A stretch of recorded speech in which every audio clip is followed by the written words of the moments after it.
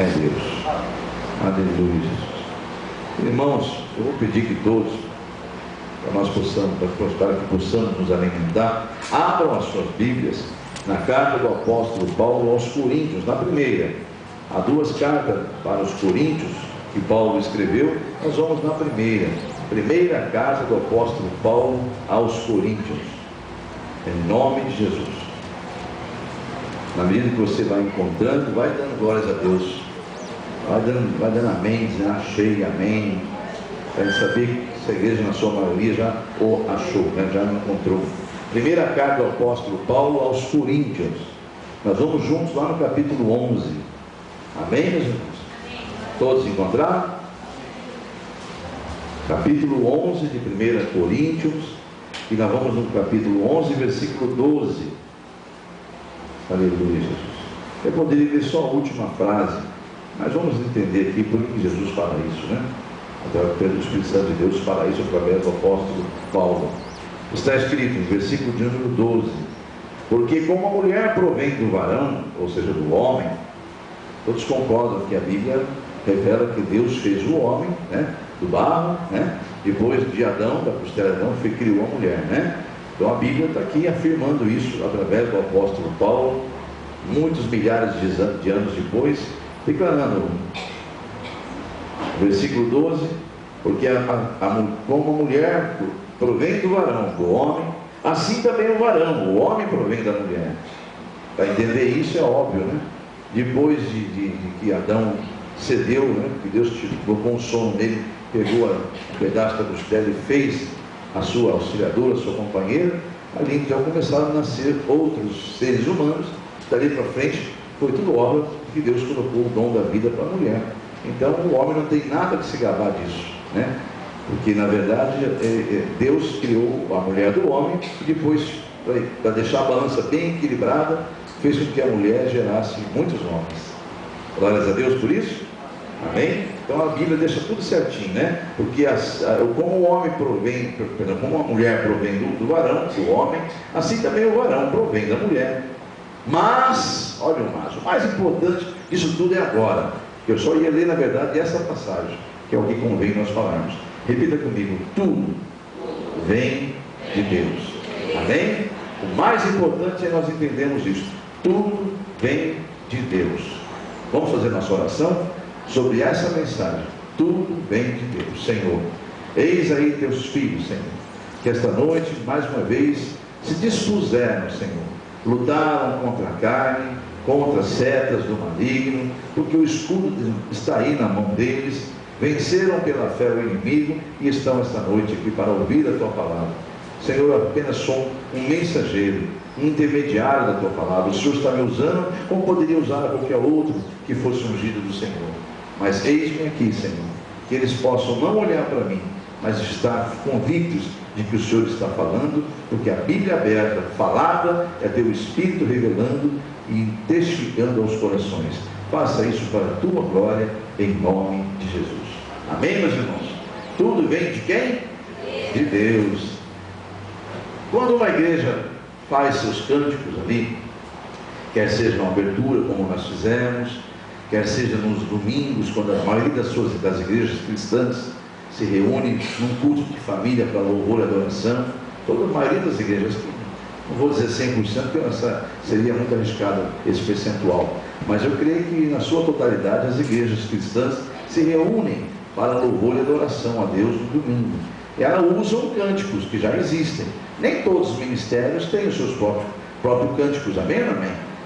Quem dera, eu tenho muitos louvores da minha autoria que Deus me deu, mas eles não são congregacionais, são louvores para cantor solo, né? Então não são congregacionais.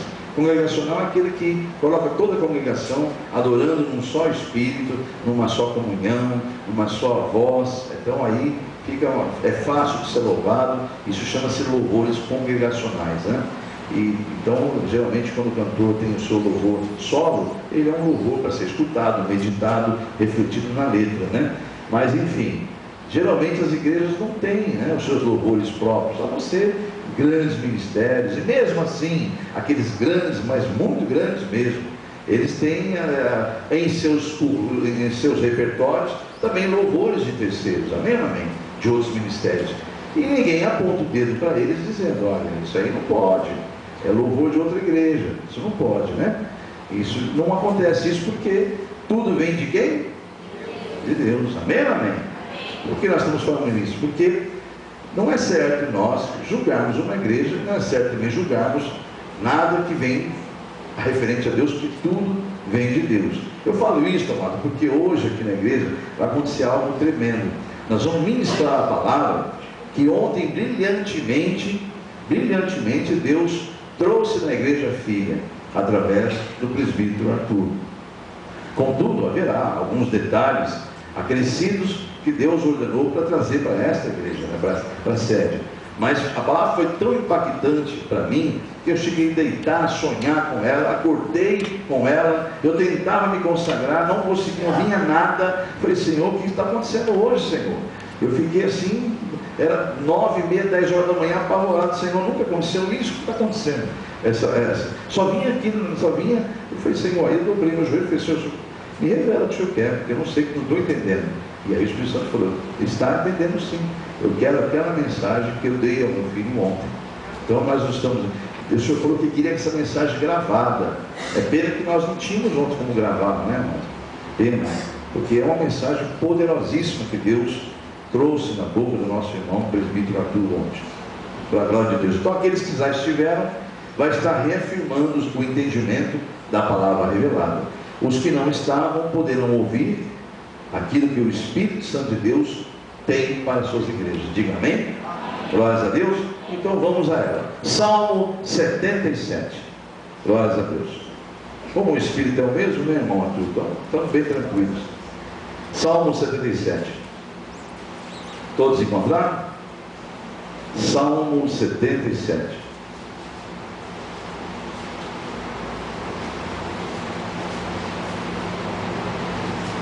Glórias a Deus. É aquilo que eu disse, Deus vai trazer a mensagem, a base dela, e vai estar revelando algo, né, a mais, porque Deus nos trouxe para essa igreja hoje aqui, tá bom? Mas é tão poderosa essa mensagem que o Espírito Santo falou, eu quero que ela seja gravada. Tem mistério nessa mensagem. Então se preparem, irmãos. Salmo 77, todos encontraram? O versículo de número 3 diz assim, todos encontraram, né? Estamos juntos? Lembrava-me de Deus e me perturbava, queixava-me e o Espírito desfalecia. Alguma Bíblia tem alguma coisa na frente aí? Selá? É isso? Então, o que é isso, pastor? Isso aí, na verdade, é uma pausa que se dá. É que é um cântico esse aqui. E quando havia uma pausa e havia instrumentação, né? A música é cantada, daqui a pouco tem uma instrumentação, não tem? Naquela instrumentação, esse salmista, ele profetizava. Então ficava só os instrumentos tocando. Então por isso que é escrito que há instrumentos, né? Esse selá é a pausa para a instrumentação, tá bom? Ok? Para todo mundo entender e conhecer a Bíblia, tá bom? Vamos de novo aqui. Lembrava-me de Deus e me perturbava, queixava-me e o meu espírito desfalecia. Sustentaste os meus olhos vigilantes. Estou tão perturbado que não posso falar. Considerava os dias da antiguidade, os anos dos tempos passados. De noite chamei à lembrança o meu cântico. Meditei em meu coração e meu espírito investigou. Rejeitará o Senhor para sempre e não tornará a ser favorável?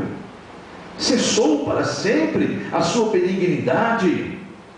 Acabou-se já a promessa que veio de geração em geração? Esqueceu-se Deus de ter misericórdia? Ou encerrou Ele as suas misericórdias na sua ira? Só até aqui. Primeiro, amados, para você entender o que vai acontecer aqui nessa mensagem, você tem que entender quem é Asaf. Quem tem Bíblia com título, você vai descobrir que esse salmo é de Asaf. Amém? Tem alguma Bíblia que refere-se a isso? Esse é um salmo de um salmista chamado Asaf, assim como Davi e tantos outros salmistas, né? Asaf, se eu não me engano, tem 8 salmos na Bíblia Sagrada. Esse é um deles. Mas quem era Asaf, pastor? Asaf era um dos grandes levitas de Deus. Ele é da família de Levi, ele é levita, família separada, povo separado da raiz de Levi, para fazer a obra de Deus, e em especial os louvores. É um que cuida da área de louvor, cuida dos utensílios, das coisas consagradas ao Senhor. Mas é mais, por isso que hoje se chama de levita quem canta, né? Porque são os consagrados para louvar a Deus. Então Asaf era um levita, de sangue mesmo, da família de Levi, descendente de Levi. Contudo, não era simplesmente mais um levita, ele era o levita, escolhido por Davi para ser líder de todos os músicos do reino de Israel. E dava um número muito grande, milhares de músicos. Ele era como se fosse um maestro. Os estudiosos chamam ele de cantor-mor, o cantor primeiro, top. Era ele separado, ele era exclusivo. Davi tinha para com ele uma comunhão muito grande, e ele com Davi. Então ele era colocado pelo próprio rei Davi para ministrar o louvor e ser o grande responsável dentro do ministério de louvor do reino de Davi.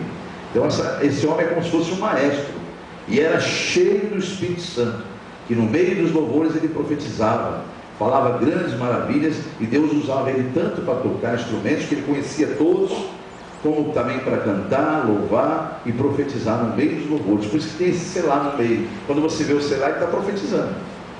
Aí ele está falando para o povo naquela ocasião, e os instrumentos tocando.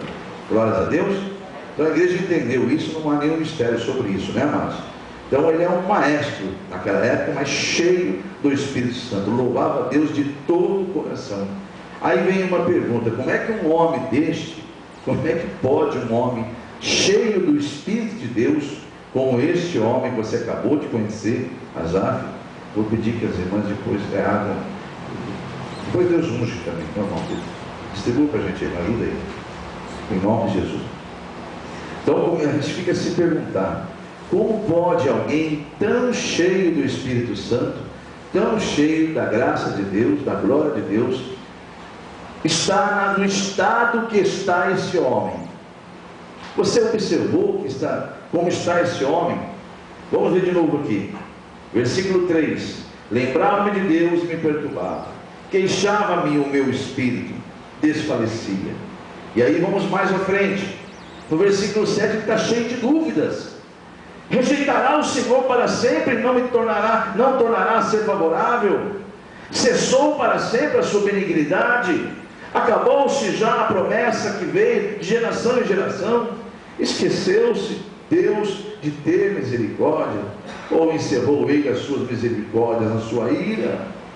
Olha aí, como é que um homem tão cheio da glória de Deus, como é que pode estar tão oprimido assim? Resposta: Romanos capítulo 3. Romanos capítulo 3. Como é que você, às vezes, quando pega em flagrante, se pega abatido, oprimido? Por quê? Aí vem a resposta. Romanos 3, versículo 23. Todos encontraram? A resposta é: porque todos pecaram e destituídos, carecem da glória de Deus. Destituídos estão da glória de Deus. Diga amém? Não entendi, né, pastor? Mas você vai entender. Vai em 1 João capítulo 1. Ainda está a pergunta que não quer se calar: como é que um homem cheio do Espírito Santo pode andar abatido como esse Asaf? Eu não entendo mais nada. Então entenda-me, comece a entender. Deus já está dizendo por quê. Porque todos pecaram. Capítulo 1 de 1 João, lá no finalzinho da Bíblia, primeira carta do apóstolo João, versículo, primeira carta e a primeiro capítulo, e vamos ao versículo de número 8. Todos encontraram? Se dissermos que não temos pecado, enganamos-nos a nós mesmos, e não há verdade em nós. Amém, igreja? Se se confessarmos os nossos pecados. Ele é fiel e justo para nos perdoar os pecados e nos purificar de toda injustiça. Diga amém? Você consegue gravar esses versículos? A pergunta que não quer se calar: como é que uma pessoa cheia do Espírito Santo anda oprimido? Porque todos pecaram. Deus não é homem para mentir. Segundo, porque se dissermos que não tem pecado, está enganando a si mesmo. E se você não sabe, essa passagem vai dizer que está chamando Deus de mentiroso ainda. Veja o versículo de número 10. Se dissermos que não pecamos, fazemos-lo mentiroso, e a sua palavra não está em nós. Amém, igreja? Você é capaz de entender, começar a raciocinar, porque Deus ama aquele que deixa o seu Espírito falar lá no coração e na mente, porque você vai ganhando liberdade, amados. Você vai entendendo muitos mistérios que estão ocorrendo na tua própria vida. Está aí, ó. Por que um homem tão cheio do Espírito Santo está oprimido? Porque pecou. Porque pecou. Ai, meu Deus, mas é um homem cheio do Espírito Santo. Diga para o irmão do seu lado: as opressões, as aflições não são sentimentos exclusivos dos fracos. Amém? Não são não, amados. Prova bíblica, Romanos. Aliás, vamos primeiro em 2 Coríntios, perdão. 2 Coríntios, no capítulo de número 12. Prova bíblica. Não é sentimento exclusivo de fracos. Estar oprimido, estar abatido não é sentimento exclusivo de fracos na fé.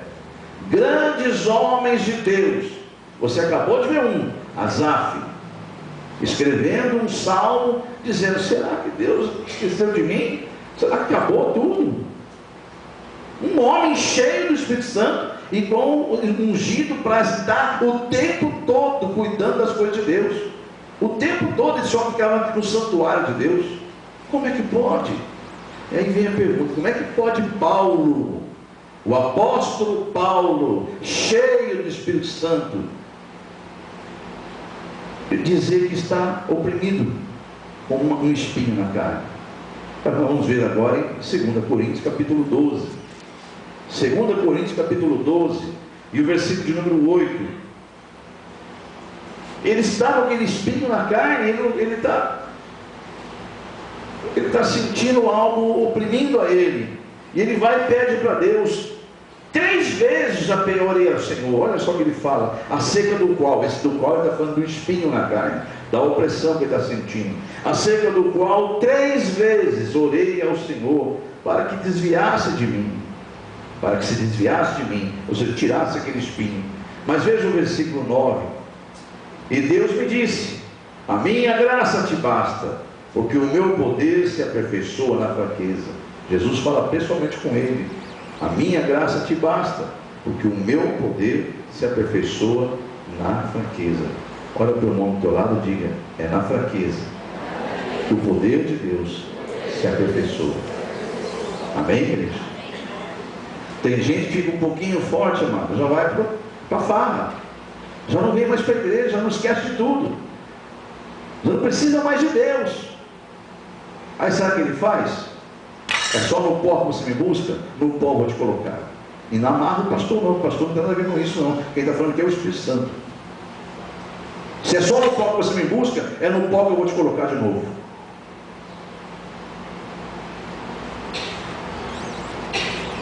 Doze, 8. Perdão, 12, 8, de novo. Acerca do qual 3 vezes, aí o Senhor fala no versículo 9: a minha graça te basta. Está respirando aí? Tá? Está respirando, igreja?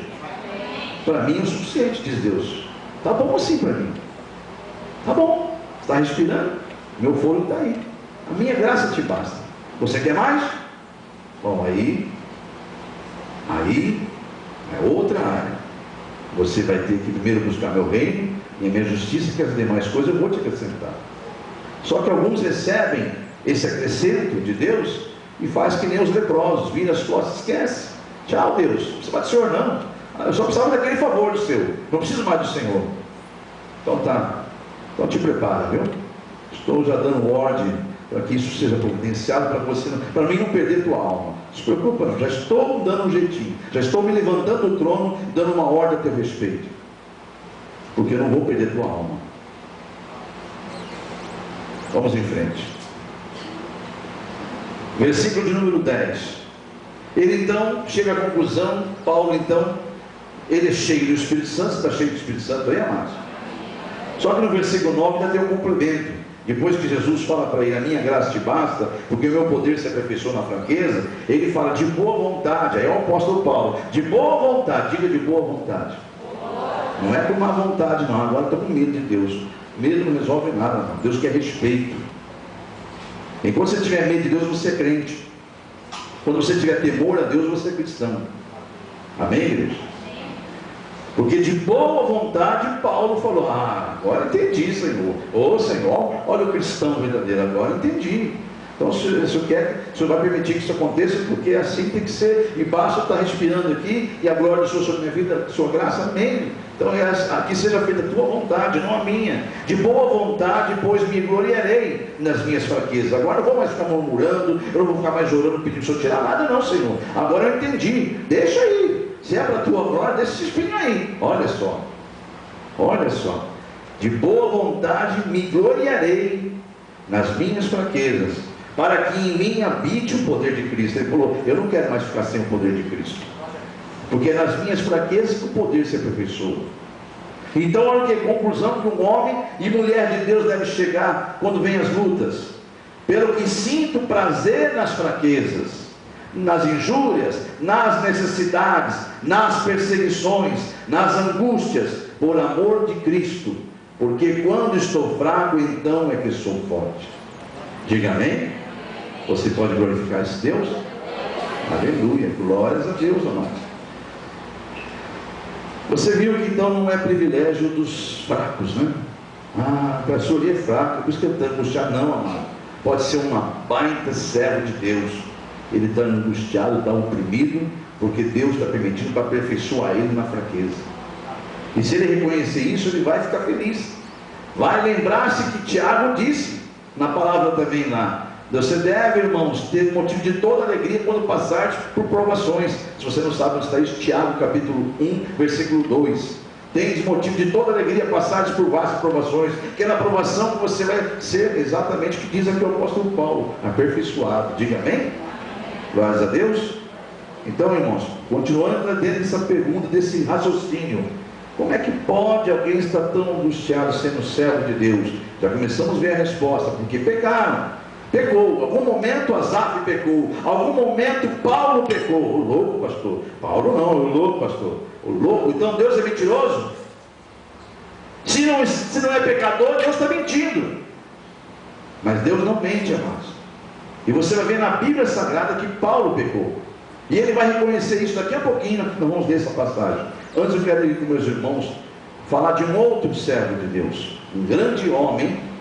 Olha o exemplo de que não é só os fracos não que têm opressões. Muito pelo contrário, a opressão não é exclusiva dos fracos, é dos fortes também. Diga amém? Amém. Então veja o profeta Elias em 1 Reis, no nome de Jesus. Estamos num culto de libertação em igreja de Jesus.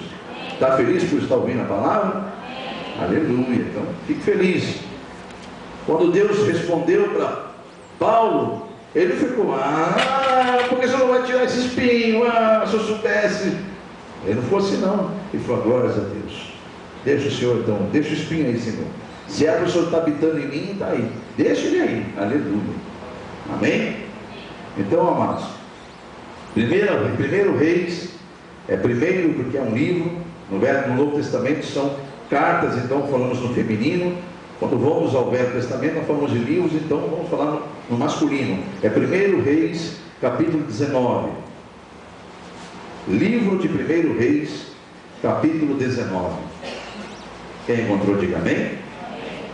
Versículo 1 a seguir. Então vamos ler um bocadinho aí, tá bom? Está preparado? O que é essa passagem? Profeta Elias acabou de fazer uma obra tremenda desafiou 450 profetas de Baal. Ele foi lá e venceu aquela situação de fazer os 2 altares, ele sozinho e os outros 450 fizeram o altar, e aquele Deus que se manifestasse com fogo do céu e colocasse fogo ali, naquele altar que foi feito, era o Deus verdadeiro. Ele ainda, além de colocar os galhos lá e fazer o altar de madeira, ele ainda fez um rego, para que encheu de água. Ele falou, e aquela água foi combustível para Deus.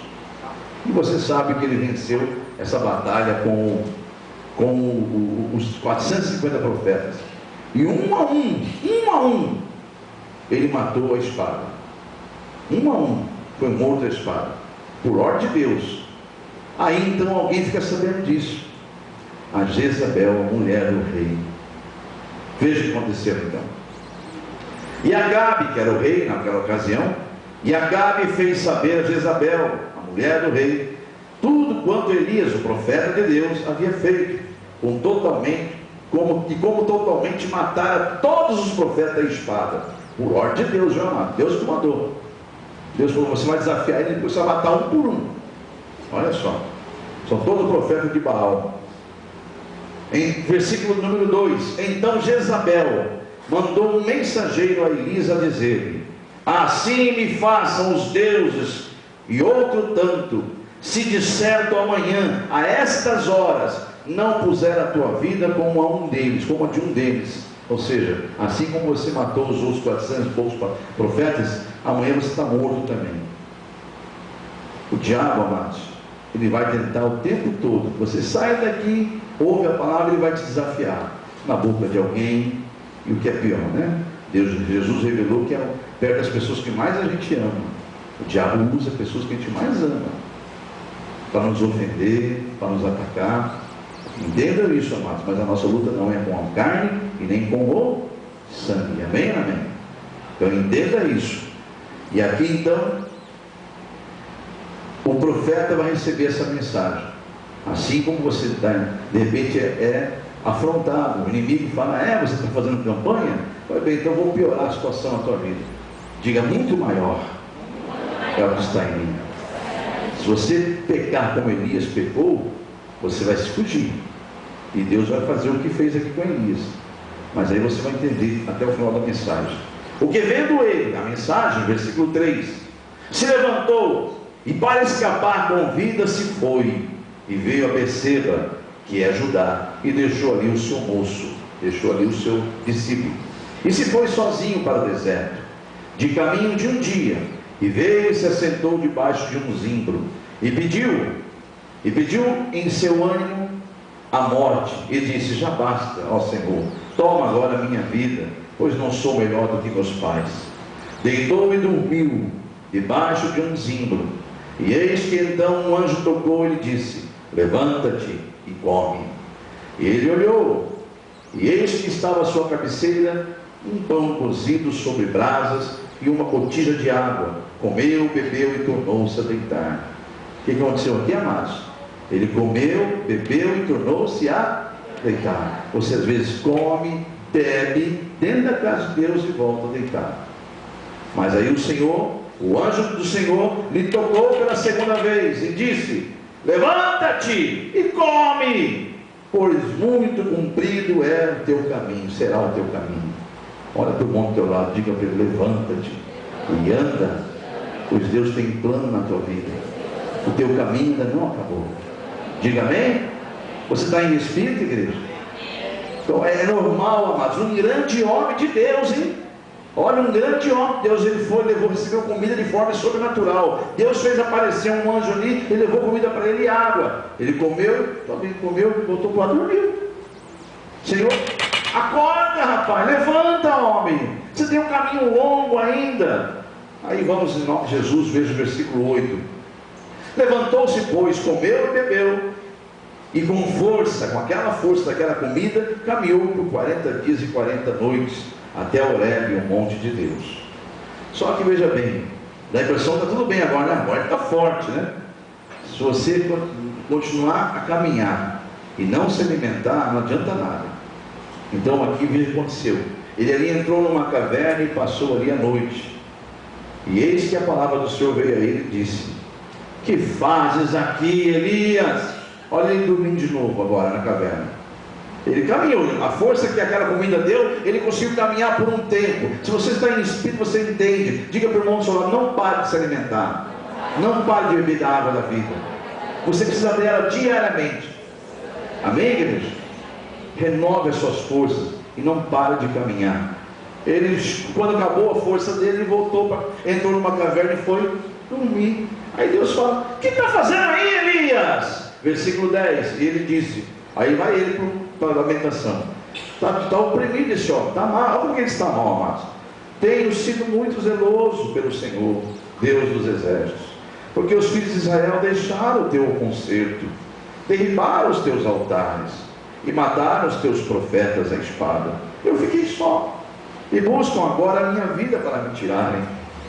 E ele então disse, Deus falou a ele: sai para fora e põe-te neste monte perante a face do Senhor. E eis que passava o Senhor, como também um grande e forte vento, que fendia os montes e quebrava as penhas diante da face do Senhor. Porém o Senhor não estava no vento.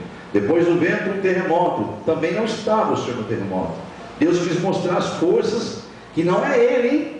Olha só, Ele mostrou a força do vento, porque não sou eu ainda. O terremoto ainda não sou eu. Coisas criadas por mim. Então Ele não estava naquele lá. Depois do terremoto, um fogo. Porém também o Senhor não estava naquele fogo. E depois do fogo, uma voz mansa e delicada. E sucedeu que, ouvindo-a, Elias envolveu-se o seu rosto na sua capa e saiu para fora. Pôs-se à entrada da caverna, e eis que veio a ele a voz que dizia: que fazes aqui, Elias? E ele disse: eu tenho sido em extremo zeloso pelo Senhor, Deus dos exércitos, porque os filhos de Israel deixaram o teu concerto, repetindo as mesmas murmurações, derribaram os teus altares, mataram os teus profetas à espada, e eu fiquei só, e buscam a minha vida agora para tirarem. Veja o versículo 15. O Senhor lhe disse: vai e volta pelo teu caminho para o deserto de Damasco, vem e unja Israel sobre rei da Síria. Também Ageu, filho de Ninsi, ungirás como rei de Israel, e também Eliseu, filho de Safate, e Abel Meolá, ungirás ele como profeta em teu lugar. Deus começou a ver que ele estava cansado já. Era tempo então de Deus preparar um novo profeta. Então Deus, na sua misericórdia, falou: vou tirar esse meu filho que está muito cansado. Se você insistir em dizer para Deus que está cansado, Deus vai fazer assim com você, tá bom? Vai falar: tá bom, filho, vou preparar outro no teu lugar, e vai tirar você daqui, só por isso. Está entendendo? Quantos aqui já falaram: estou cansado, Senhor, cansado?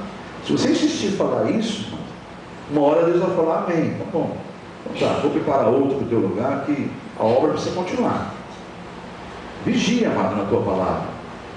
Então, mas Deus viu que realmente ele estava muito cansado, abatido, embora passou-se um longo tempo ainda, e Deus fez grandes maravilhas através de Elias, ensinou Eliseu, enfim, Eliseu, aí vai ter uma outra pregação, uma outra história. Mas aquele dia Deus determinou: parou, você agora vai preparar um discípulo, e eu vou recolher você. A igreja está compreendendo? E é um grande homem de Deus, né? Vamos seguir em frente aqui. Versículo 17: e há de ser que o que escapar da espada, vamos mais para baixo, mas senão aí vai complicar. Deixa eu ver onde eu vou agora aqui, porque senão eu vou ter que ler e pregar sobre isso, e o tempo não permite. Vamos no versículo de número 18.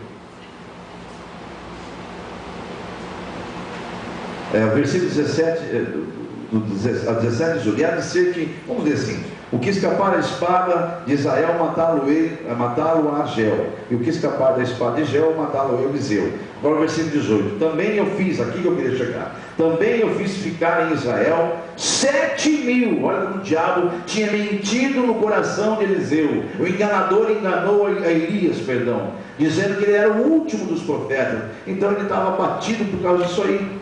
E na verdade não era. Olha o que Deus revela para ele, ó. Também eu fiz ficar em Israel 7.000, todos os joelhos que não se dobraram a Baal, e toda a boca que não o beijou. Diga amém? Você entendeu aí? O diabo havia mentido, enganado a Elias. Ele estava abatido, deprimido. E aí Deus revela a ele: é mentira, eu preparei, os conservei 7.000. Aleluia, glórias a Deus, igreja. Então vamos em frente aqui, em nome de Jesus. Mais um homem de Deus grande, que deixou-se abater, porque pecou. Qual foi o pecado de Elias aqui, amados? O medo. Vamos seguir em frente. Jonas capítulo 4, outro grande profeta. Jonas 4, vamos lá no profeta Jonas. Aleluia, Jesus. Oh, meu Senhor, tempo voa. Antigamente falava que a poupança feminina continua numa boa.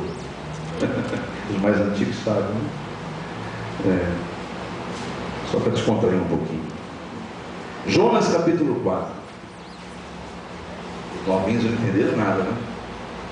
Uma propaganda antiga que tinha: o tempo passa, o tempo voa, mas a poupança feminina continua numa boa. Quebrou o banco. Acreditaram, né? Vamos lá. Jonas capítulo 4. Você sabe quem é Jonas, né, amado? Aquele profeta que Deus mandou que ele fosse a Nínive, para profetizar contra Nínive. E ele já havia declarado que aquela cidade ia ser destruída por Deus. Nas suas caminhadas como profeta, Deus falou: olha, gente, o grande exemplo é Nínive. Vocês estão vendo Nínive lá? Ela é grande, né? Para você ter ideia, Nínive é São Paulo, capital de São Paulo. Se comparar com os dias de hoje, era a principal cidade mercantil da época. Era a grande Nínive. Então, ele, quando ele fazia suas pregações, ele falava: você sabe de Nínive? Nínive vai ser destruída. Deus já falou no meu coração que vai destruir Nínive. Aí Deus chega para ele e fala: profeta, vai a Nínive e profetiza contra ela, mas diz para o rei de lá que se ele se arrependeu, eu me arrependo de lançar fogo contra aquela cidade, e não a destruirei. Agora, se não se arrepender, aí ele fala: o quê? Já preguei que nem vai ser destruído, eu vou é nada. Foi para outro lugar. Essa é a história do profeta Jonas. Você sabe que acabou sendo lançado dentro da barriga de um peixe grande, depois vomitado na praia, porque Deus mandou que ele se arrependeu, ficou 3 noites, 3 dias dentro do ventre do peixe grande, lá nas trevas, oprimido, não sabendo se ia viver, se ia morrer. Por quê? Porque pecou contra Deus, desobedeceu. A igreja está compreendendo? E olha o outro sentimento que vai vir no coração dele aqui. Você está compreendendo agora que todos pecaram, que a opressão é resultado de um pecado? Amém ou amém? Eu não sou pecador, não. Ontem o irmão irado, cheio do Espírito Santo, ficou até irado quando ninguém quis se consertar, porque as pessoas talvez não entenderam que aquela era hora de conserto. E acho que 2 ou 3 só falaram amém quando ele falou que se queria se consertar com Deus. E acho que uns 2 só, e estava a igreja quase cheia ontem. Aí o Espírito Santo irou-se nele. Então aqueles que falaram amém vão receber agora a restauração. Aí todo mundo resolveu falar amém e vou fazer também. Mas enfim, amados, no nome de Jesus, entenda esse mistério. Capítulo 4, versículo 1, veja o que acontece aqui. Então, quando Deus fala para ele: vai lá em Nínive e prega, ele foi, que agora tinha que ir, né? Senão ele ia ficar quanto tempo mais dentro do ventre, né? Se ele não acorda, não desperta, o Senhor me manda para Nínive que eu vou agora, senão vocês vão morrer nessas trevas aqui. Aí Deus fala: baleia, será que é baleia, peixe grande, sei lá o que for, vomita ele lá na praia. Aí ele foi lá, aí sim, ele pegou, foi, podia ter ido primeiro, né? Mas enfim, só que Deus cumpre exatamente como falou. Mas no fundinho, o Espírito Santo falou no meu coração, ele tinha uma expectativa: eu vou lá pregar para eles não vão me ouvir. Irmãos, Deus me revelou claramente que ele chegou lá, falou de dedo, com ira, e foi assim uma profetia. Ele profetizou com negligência até, para que o rei, mas como o Espírito Santo estava agindo lá, Deus colocou temor no coração do rei.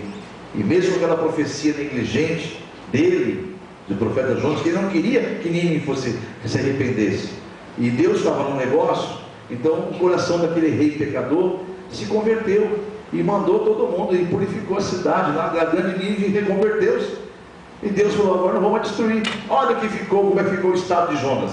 Capítulo 4. Mas desgostou-se Jonas extremamente, não foi nem um pouquinho, foi um montão que ele se desgostou do que Deus fez, e ficou todo ressentido. Ao crente ficou dodói, aqui. Você só cogita das coisas da carne, por isso que você fica dodói. Eu cogito das coisas do Espírito, diz o Senhor. Amém?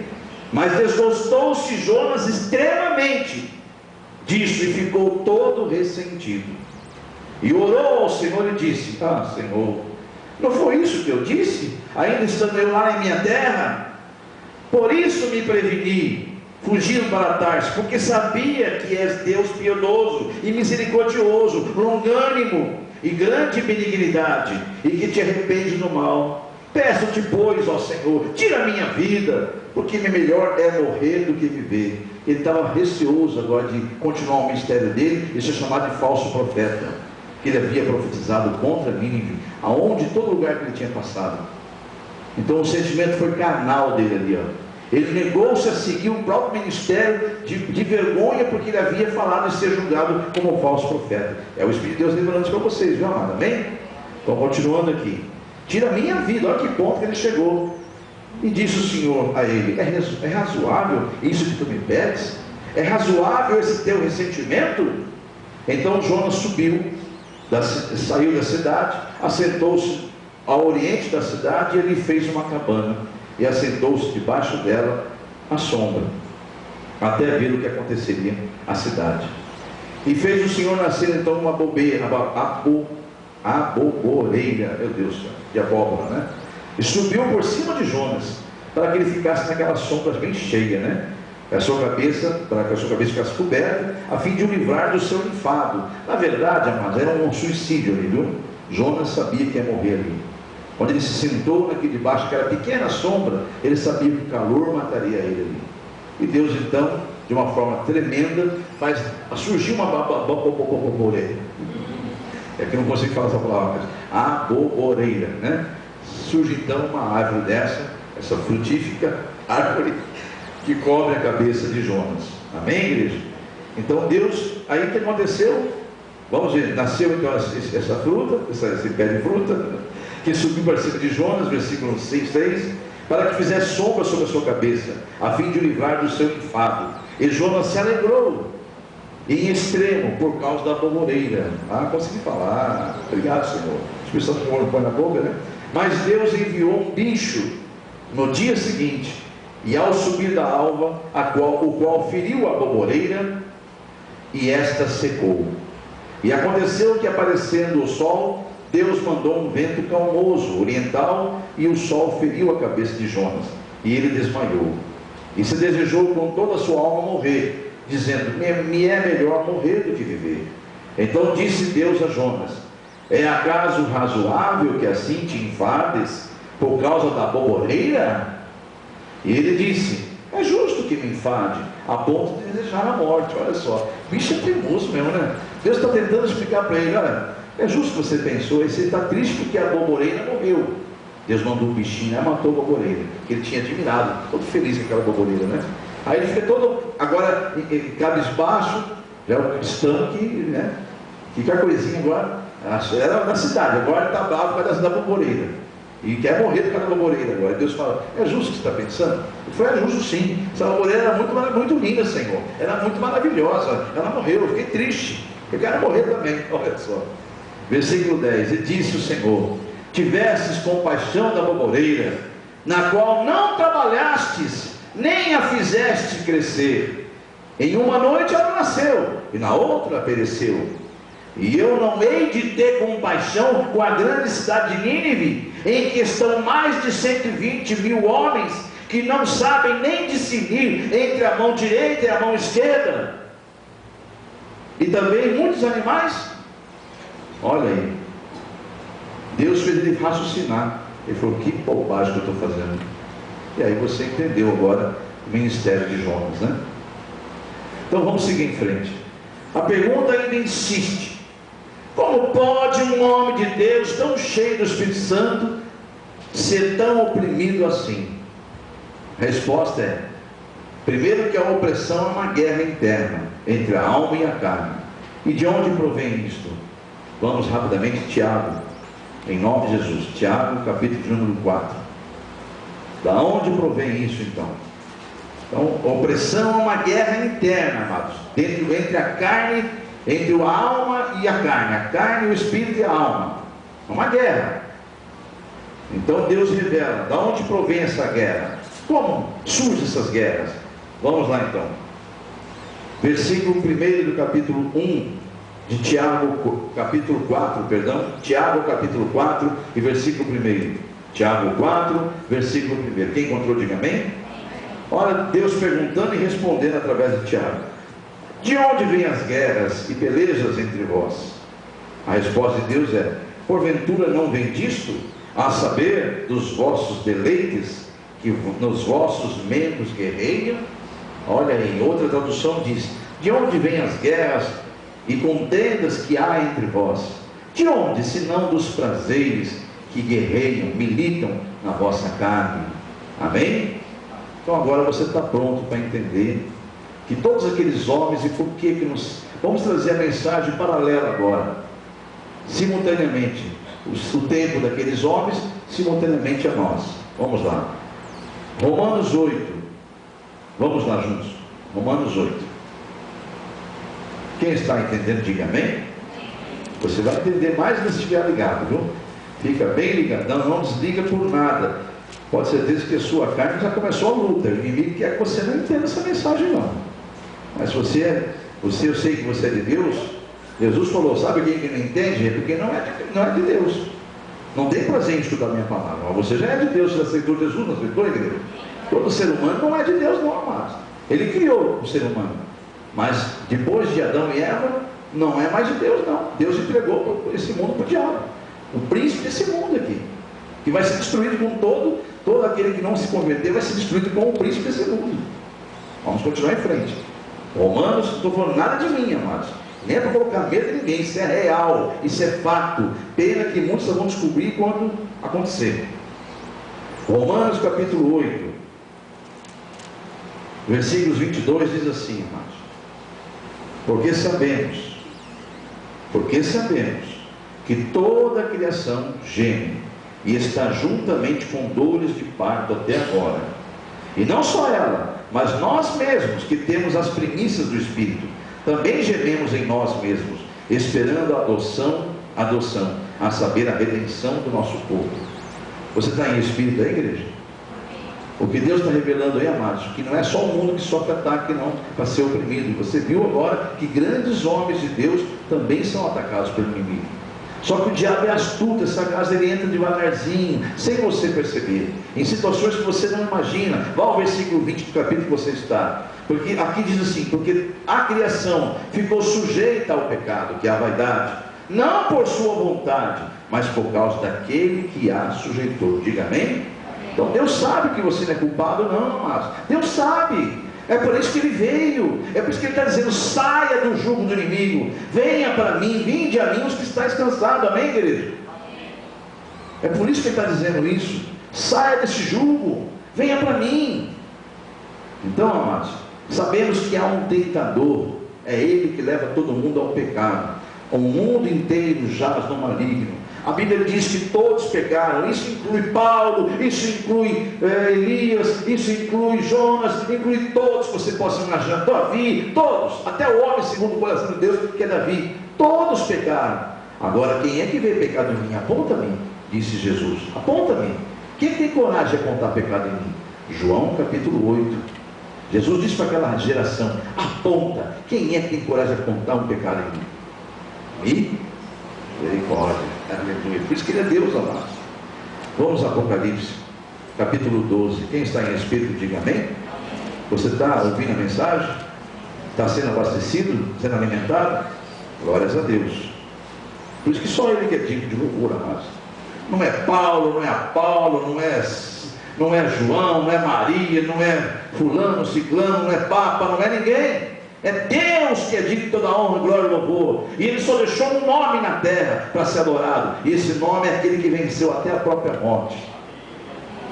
Jesus Cristo, porque morreu sem pecado para pagar um preço que nós fizemos. O pecado era nosso, a iniquidade era nossa, Ele levou sobre Ele.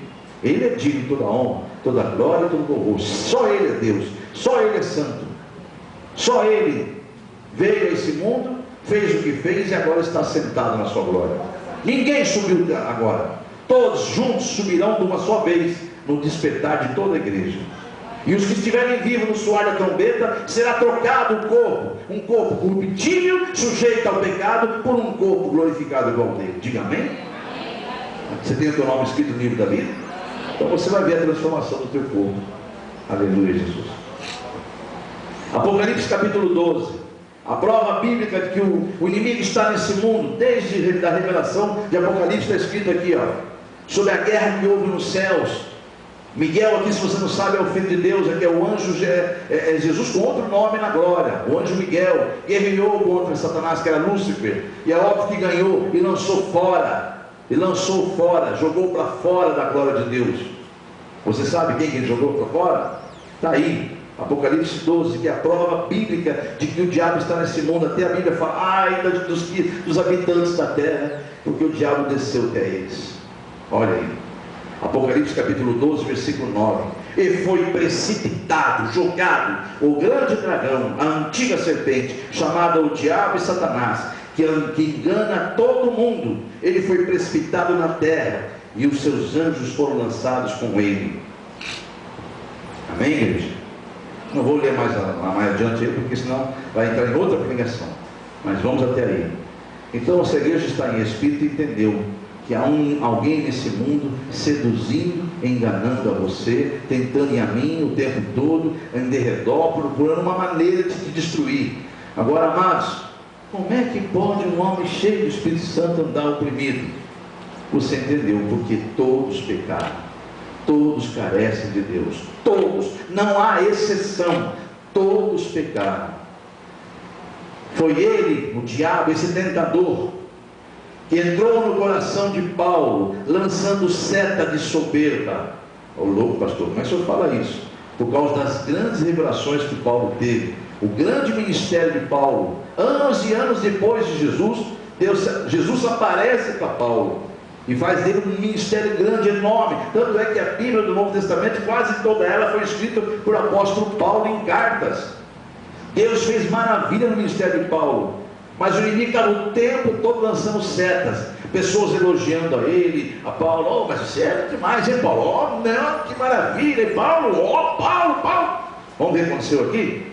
Vamos voltar agora em Romanos, voltar àquela passagem que nós estávamos de Paulo, quando ele falou, pediu para tirar o espinho da carne. Veja o que aconteceu, por que ele reconhece, amados. Aí está a diferença do crente e do cristão. O crente, ele continua bicudo, ele continua não aceitando a revelação da verdade. O cristão aceita e confessa os seus pecados. Ele reconhece que o mal não está nos outros, está nele mesmo. Romanos capítulo de número 8.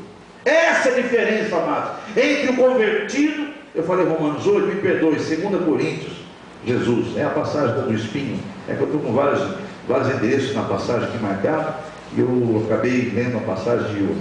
Mas é 2 Coríntios capítulo 12. Capítulo 12. E o versículo de número 11, amados. Paulo, então, ele faz a confissão aqui na parte A do versículo 12, 11a. 2 Coríntios 12, 11a. Fui nécio, olha que ele fala, eu fui louco, eu fui nécio, eu não tive juízo em gloriar-me, vós me constrangestes.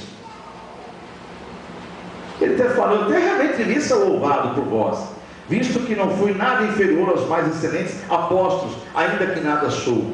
Mas ele reconhece, amados, ele reconhece que entrou no coração dele uma pequena soberba.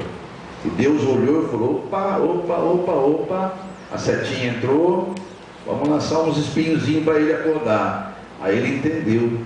Você entendeu agora, amados? Todos pecaram. Paulo pecou porque deixou ser lançado no seu coração setas de soberba. Veja, Elias pecou porque teve medo de uma rainha. Deus acabara de fazer uma maravilha, grande obra na vida dele, deu a vida de 450 profetas enganosos, para ele mesmo com a espada, pum, na frente do rei. Porque ele falou, o Deus que mandar é o Deus que é verdadeiro, e os outros tudo falso, na frente de toda a população. Aí Deus mandou fogo, os outros ficaram meio dia lá se matando, e vem orando para Baal, e se sacrifica, e bate nas costas, e se rasteja no chão. Ele falava, tirando sarro, levanta, grita um pouquinho mais, quem sabe ele saiu, não está ouvindo agora, ou está dormindo, quem sabe. E estavam horas e horas e não conseguiam. Falou, bom, cansaram? Eles não aguentavam mais. Pelo jeito não vai acontecer nada. Então vamos aqui no meu monte de madeira aqui. Deus, o senhor sabe que eu estou pedindo para o senhor fazer a obra, para mostrar para esse povo quem é o Deus verdadeiro. Ele acabou de falar, nem bem acabou de falar, Deus já mandou fogo do céu. E pegou fogo em tudo. Deus acabara de fazer uma grande obra na vida de Eliseu. Aí ele vai ter medo de uma rainha, de uma mulher. Na frente do rei ele matou os profetas. Ele recebeu o recado, ficou todo temeroso. E mais a mentira de que havia morrido os profetas, ele teve medo. Diga para o irmão do seu lado, lança fora todo medo, toda ansiedade, porque Deus está em vós. Amém, igreja? Glórias a Deus por isso. Então você está entendendo agora porque grandes homens de Deus e mulheres de Deus às vezes se oprimem. Mas você tem que entender quem é que está fazendo eles ficarem oprimidos.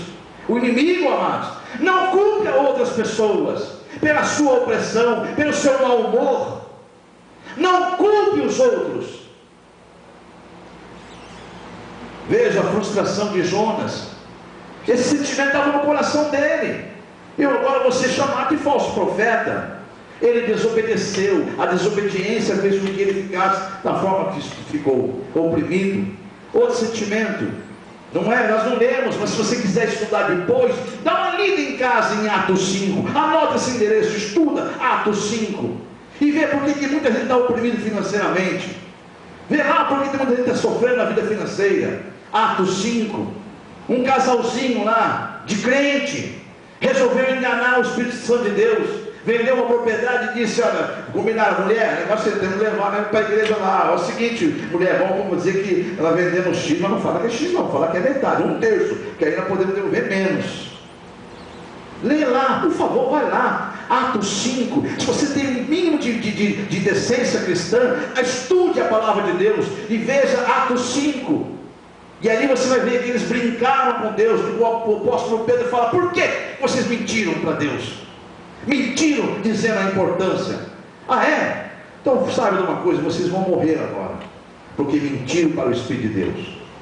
Aí tem um monte de gente que faz essa mentira, engana, e aí continua vivo, como a Eva ficou depois que comeu o fruto. Falou, marido, é tudo mentira de Deus. Eu comi, ela é gostosa, eu estou viva. Coma também, marido, né? É mulher, daí está assim, ó, de gente. Eles não morreram realmente. Eu não morri, marido, eu estou viva. Olha, eu também não morri também não. Mas quando Deus falou, eles veio o temor. E assim está cheio de gente que não morri. Eu pequei, roubei, ó, que maravilha, recebi, não dei nada, menti para Deus, menti, fiz tudo e estou numa boa, estou curtindo a vida com o dinheiro de Deus. Você acha certo que estão fazendo os corruptos aí? Só me responde, é certo? As filas nas postos de saúde, nos hospitais sem remédio, é certo que eles fazem? Não te dá nojo? Pois bem, se você está roubando a Deus, você é igualzinho esses corruptos. Igualzinho. Não tem nenhuma medida diferente. Vai ser condenado igualzinho eles. Misericórdia. Igualzinho. Na balança vai ser pesado igualzinho. Um corrupto. Porque Deus falou assim, trazei todos os dízimos à casa do tesouro, para que haja mantimento na minha casa. É culto de libertação, amados. Quem quiser, ouça. Quem não quiser, as portas sempre vão estar abertas para aqueles que são filhos de Deus nesse lugar. Sempre. Até porque Deus revelou que esse ministério é de verdadeiros adoradores. Amém? Continuemos aqui. Igreja, não é fácil não, né? Está aí a revelação de Deus. Ananias e Safira, um casalzinho, morreu. E muitas pessoas brincam com Adão e Eva, não morri, mas morreu sim, gente. Só o fato de você continuar roubando com essa maior cara de pau, você já está morto espiritualmente há muito tempo. Você perdeu o respeito por Deus. Você perdeu a vergonha. Entra nas igrejas, participa de tudo que é da igreja, mas não tem vergonha na sua cara. Você é corrupto, diz o Espírito de Deus. Quem tem ouvidos, ouça o que o Espírito está dizendo nas igrejas. É o diabo, amado, que faz tudo isso aí. É o inimigo. É ele que tenta você a ser medroso, a ser covarde, a ser soberbo, a ser orgulhoso, a ser vaidoso. É ele que tenta você. Por isso que Jesus disse: quando eu falo a verdade, vocês não me credes. Mas eu falo a verdade, vós não me credes. Por que não me credes? Amém, igreja? É disso, amado. Diante disso, amado, diante disso tudo, fazer o que, né? O que nós devemos fazer para se consertar, então? Quem quer se consertar, diga amém. Amém. O que eu devo fazer para me consertar? Diga: confessar e mudar de vida.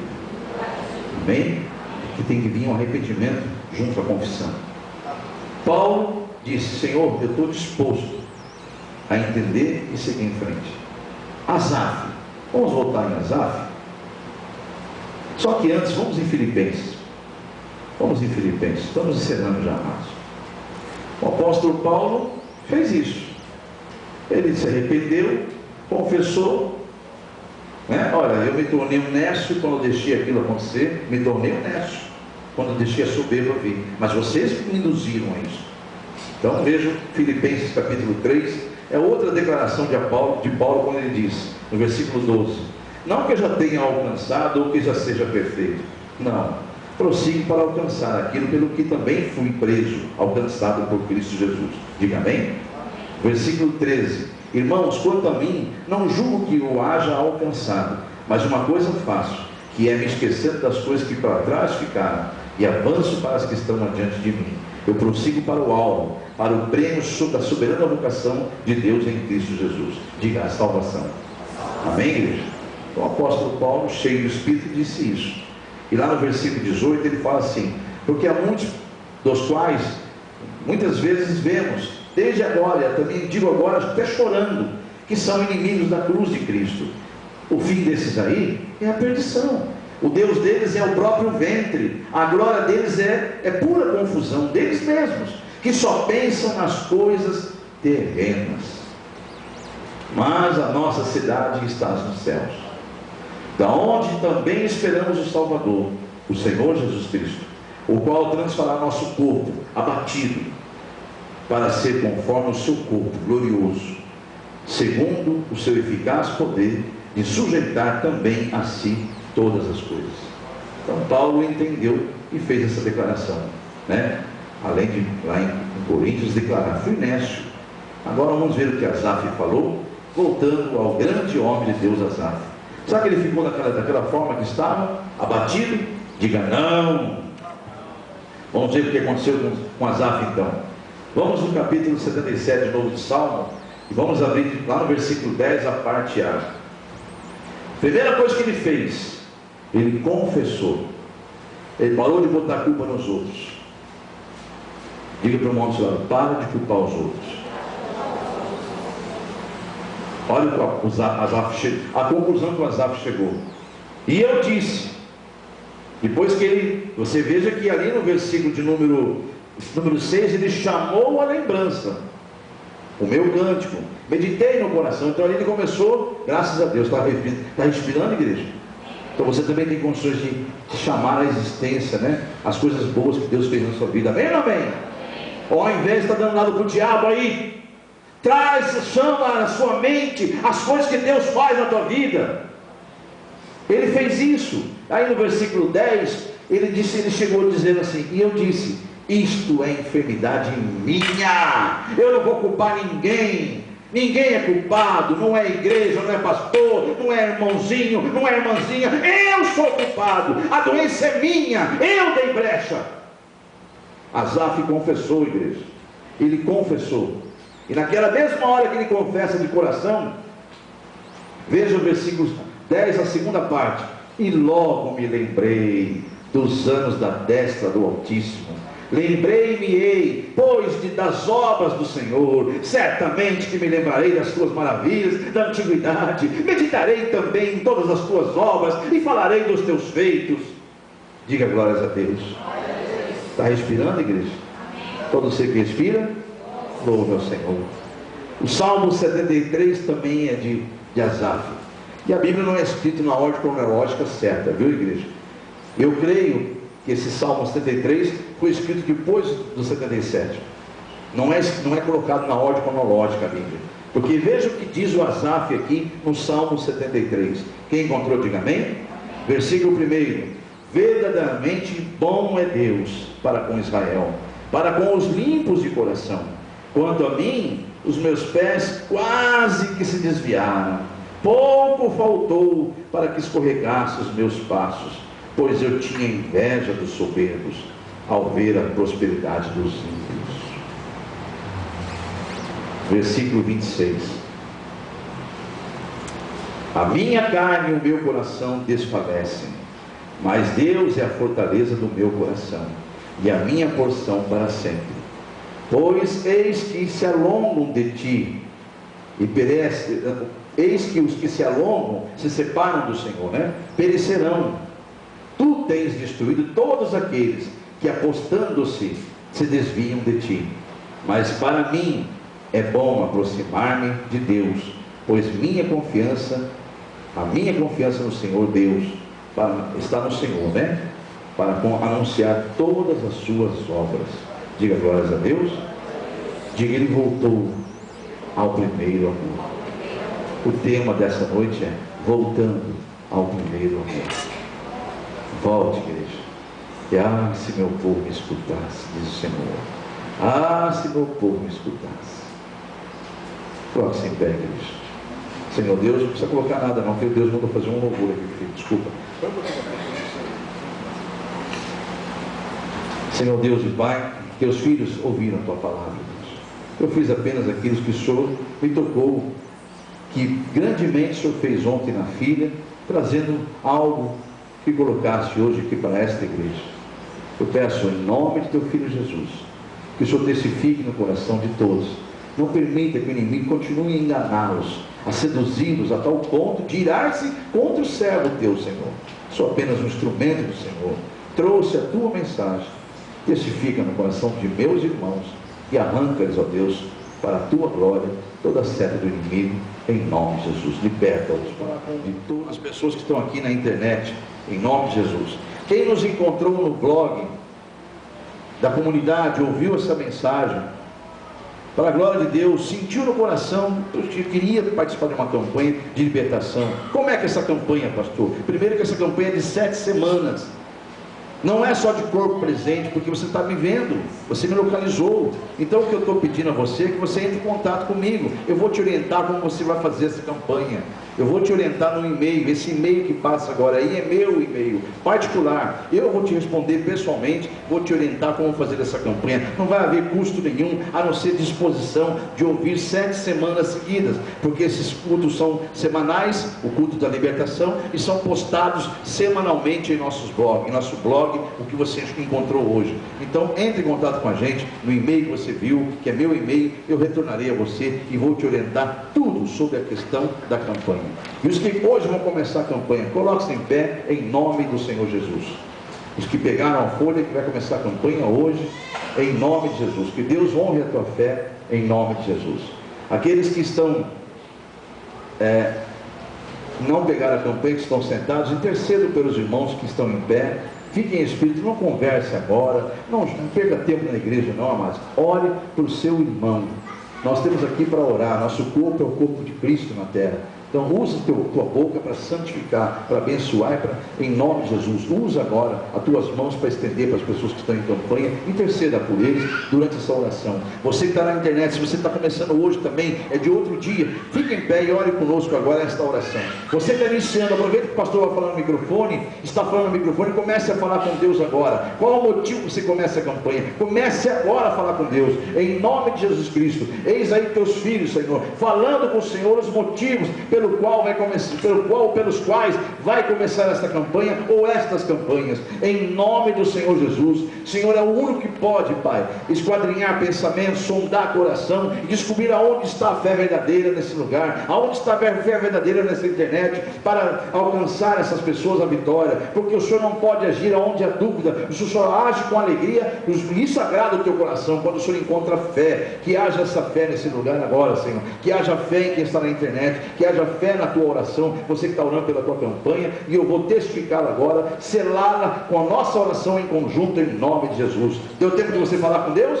Amém? Então agora coletivamente façam esta oração, diga: em nome de Jesus, eu estou na presença de Deus, e entreguei a minha causa a Ele, e agora eu vou descansar, confiar nele, esperar nele, porque eu sei a quem entreguei, e sei como obterei a vitória, porque tudo vem de Deus, e eu darei testemunho da minha vitória, em nome de Jesus. Diga amém?